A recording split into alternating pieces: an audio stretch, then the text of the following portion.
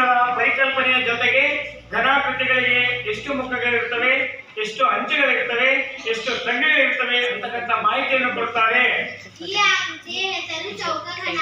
ಈ ಆಕೃತಿಗೆ 6 ಮುಖಗಳನ್ನು ಹೊಂದಿವೆ. 1, 2, 3, 4, 5, 6 ಮತ್ತು 12 ಅಂಚುಗಳನ್ನು ಹೊಂದಿವೆ. 1, 2, 3, 4, 5, 6, 7, 8, 9, 10, 11, 12 ಮತ್ತು 8 ಶೃಂಗಗಳನ್ನು ಹೊಂದಿವೆ. 1, 2, 3, 4, 5, 6, 7, 8. ಈ ಆಕೃತಿಯ ಹೆಸರು ಆಯತಘನ. ಮುಖ್ಯವಾಗಿ ಇದಕ್ಕೆ 6 ಮುಖಗಳು ಇರುತ್ತವೆ. 1, 2, 3, 4, 5, 6 ಮತ್ತು 12 ಅಂಚುಗಳು ಇರುತ್ತವೆ.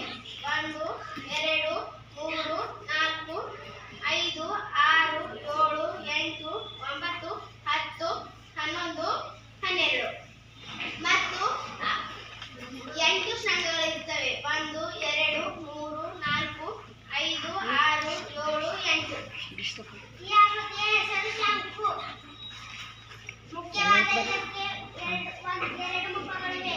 ಮೇಲ್ಬೀಜ ಮುಖ, ಕೆಳಮುಖ ಮತ್ತು ಇದಕ್ಕೆ ಅಂಚುಗಳು 1 ಮತ್ತು ಇದಕ್ಕೆ ಶೃಂಗಗಳು 1. ಈ ಆಕೃತಿಯ ಹೆಸರು ಗೋಲ.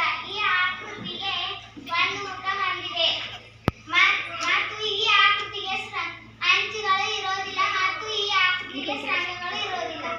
ಈ ಆಕೃತಿಯ ಹೆಸರು ಸಿಲಿಂಡರ್. ಈ ಆಕೃತಿಗೆ ಮುಖ್ಯವಾಗಿ 3 ಮುಖಗಳು ಇರುತ್ತವೆ. 1, 2, 3. ಈ ಆಕೃತಿಗೆ ಅಂಚುಗಳು 2 ಇರುತ್ತವೆ. 1, 2. ಈ ಆಕೃತಿಗೆ ಶೃಂಗಗಳು ಇರುವುದಿಲ್ಲ. ಈ ಆಕೃತಿಯ ಹೆಸರು ಚೌಕಪಾದ ಗೋಪುರ. ಈ ಆಕೃತಿಗೆ 5 ಮುಖಗಳು ಇರುತ್ತವೆ. 1, 2, 3, 4, 5. ಈ ಆಕೃತಿಗೆ 8 ಅಂಚುಗಳಿರುತ್ತವೆ. 1, 2, 3,